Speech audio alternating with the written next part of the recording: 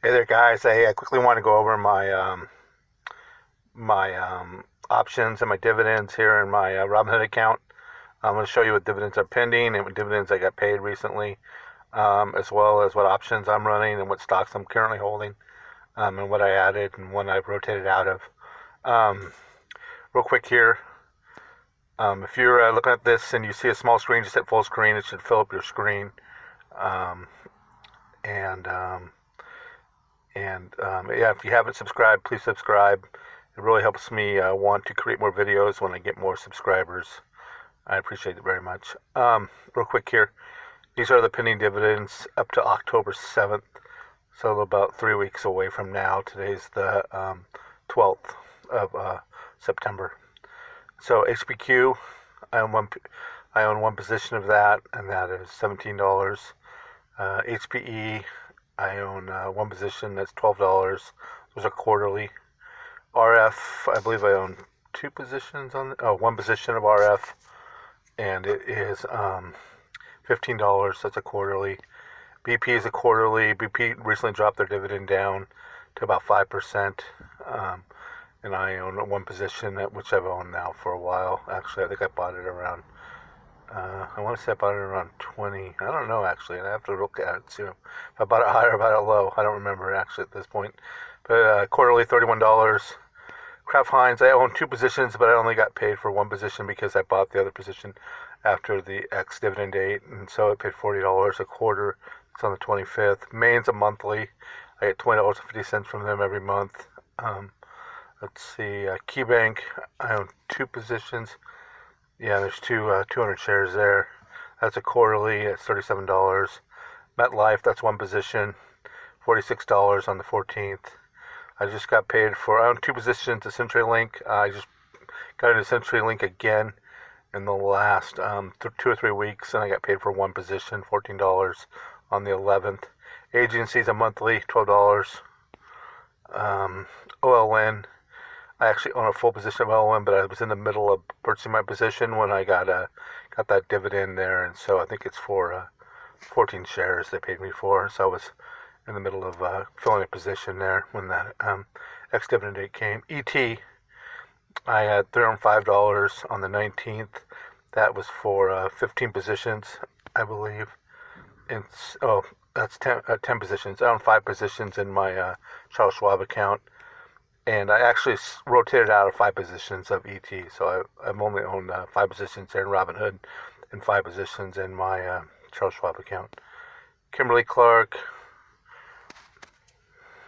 my bad, Kinder Morgan, one position. I believe I own more positions of Kinder Morgan now, but that is one position. And got paid $26. PAA, I believe I own two positions, and I got $36. And then we're back to Maine again at $20.50. We got EPD back on the 12th of August. AG&C again. AT&T. I had two positions here and two positions in my Charles Schwab, but for those were the two positions here. And there's Maine again on the 15th. AG&C again. Ulterior Group. HPQ. Viacom. TNA, which I don't own here anymore. I do own some positions in my, actually I have puts on them in my Charles Schwab account. AIG, BP, $62. KeyBank again in June. So let's go real quick here and look at my what current options I'm running. These are expiring Friday, all the 18th ones next Friday. This is a short week, so a lot of times what I did is I sold midweek or early in the week for a 2 week option, just because in the short week you really don't collect a lot of money. It's less time. So real quick, HPQ, RF, one position, two positions of Kraft Heinz. I have options on HPE, GEO, financial stock, MetLife, AIG, CenturyLink. I have one position sold. I just completed my second position last week, so I didn't get the other one sold. I didn't like what it was paying for, what dollar it was, and the stock was going down. I don't fall into, I'm walking a tight line here. I do not want to sell an option premature when it's going down, because the next day it bounces back up, and now your option's going to get close to being called. If it has 2 or 3 good days in a row, then you're in the money.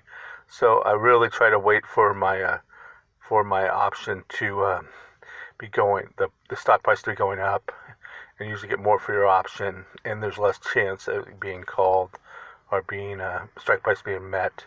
I'm walking a fine line here. I do not want my strike prices being met. I want to keep my stocks, and I want to make as much money as I can with my options. So it's a really tightrope selling weekly options, but I enjoy doing it.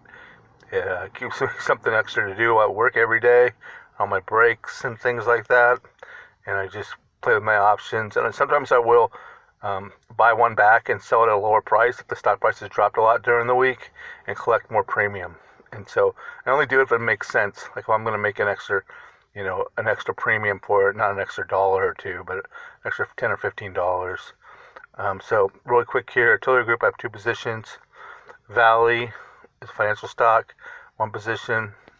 So monthly. KeyBank, I have 2 positions. And EVRI, which is a gaming, casino gaming stock. And that ran up really good, and I own 3 positions of that. That one actually expires on the 18th. I had to roll that out, but I bumped up to the $10 mark, which is nice. So real quick here, positions I own: Nokia. I'm back in Nokia.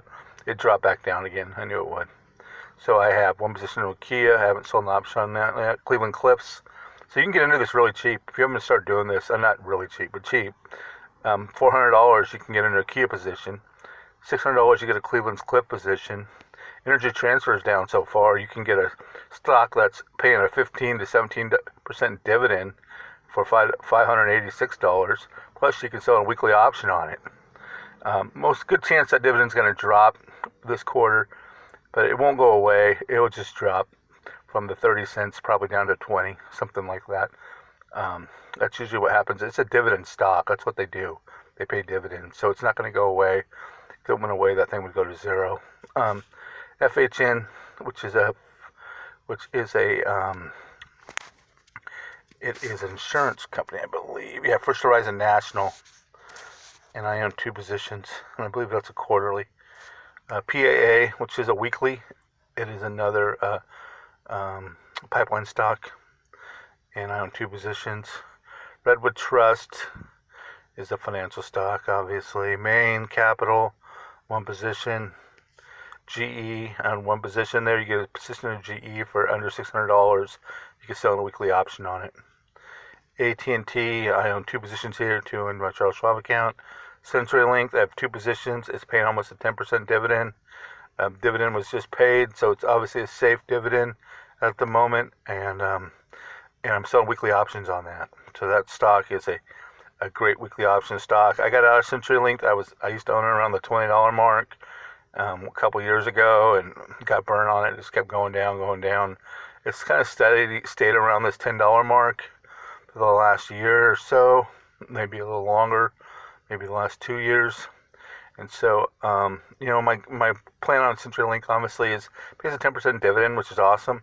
But I'm going to sell those weekly options over and over again. So I feel like my risk is not as high as if I was just sitting and holding CenturyLink.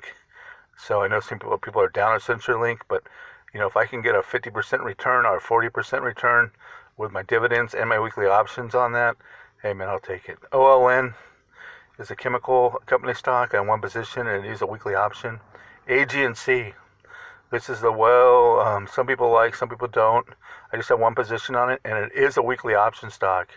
I am collecting weekly options on AG&C as well as that large 10% dividend. And I did buy it down here in this range, and not up at the $19 to $20 range where it was back in March. BP, let's see BP's way down. $24 was my average cost on BP. I bought it after the crash. It's still gone down. It does not help when a company like that drops their dividend. It's going to drop. It's going to drop in value, and that's what they did. Very good. KMI is now. I have 3 positions now.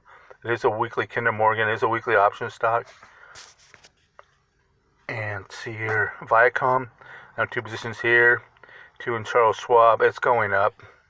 As football's coming back, CBS It's going to get that ad revenue, and that stock's continuing to grow. Probably something that I would look at purchasing if you want to see some growth. Most likely that's going to go up. EPD on 3 positions. Enterprise Products pays a really good dividend, and is a weekly option stock. Those are 2 of my things I look for. Coca-Cola, I have 1 position here, 1 in Charles Schwab. It's been on a run lately. And let's see if I have a, yeah, see I have a $52 strike price. Yeah, it's been really running up. I might have to roll that over. MetLife, 1 position. Ulterior Group, 2 positions. AIG, 1 position. Kraft Heinz, 2 positions. HBQ, 1 position. KeyBank, 2 positions. Geo, 1 position. RF, 1 position. HPE, 1 position. EVRI, 3 positions. Valley is National Bank Corp. And 1 position. That's a monthly option stock. Most of those cheap financial stocks are monthly option stocks. QILD. This is a new position I'm building. I've talked about it a little bit in the past. Look at this. They just started. Robinhood just starting to allow you to sell options on QILD. Not only am I going to collect that 10% dividend every month, it's a very, this stock does not move a lot. Let's see here. So you can sell the $22 for October 18th and collect $13.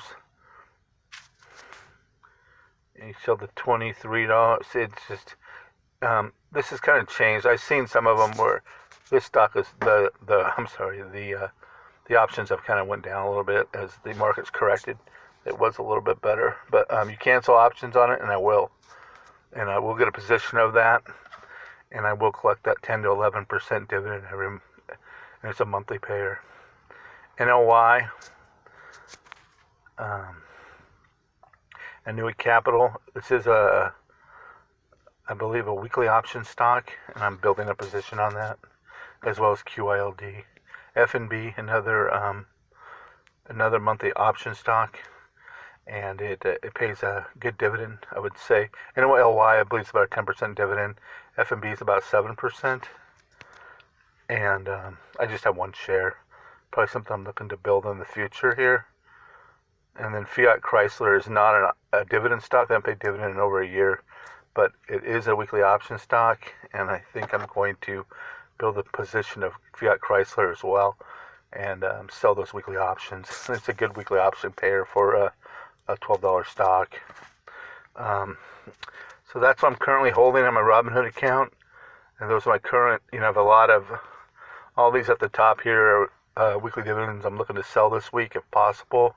NOK, CLF, ET, FHN, PAA, Redwood Trust, Maine, GE, AT&T, CenturyLink, OLN, AG&C, BP, Kinder Morgan, Viacom, EPD, and then after that, all of those have been either sold or I'm filling a position on them. So Coke, MetLife, Missouri, AIG, Kraft Heinz, HBQ, KeyBank, Geo, RF, HBE, EVRI, VLI. And some of them are monthlies, and they do expire on the 18th, and that's why there's so many 18ths always on when the monthly stocks as well as the weeklies kind of come together. And so, can I give you an update what I'm doing? I hope that helps you guys a little bit, give you some information. I'm not quite getting as much premium as I was in the weeks past. Some of it is because of the run up in the market in the last earlier in the month, in August, September, it's been correcting.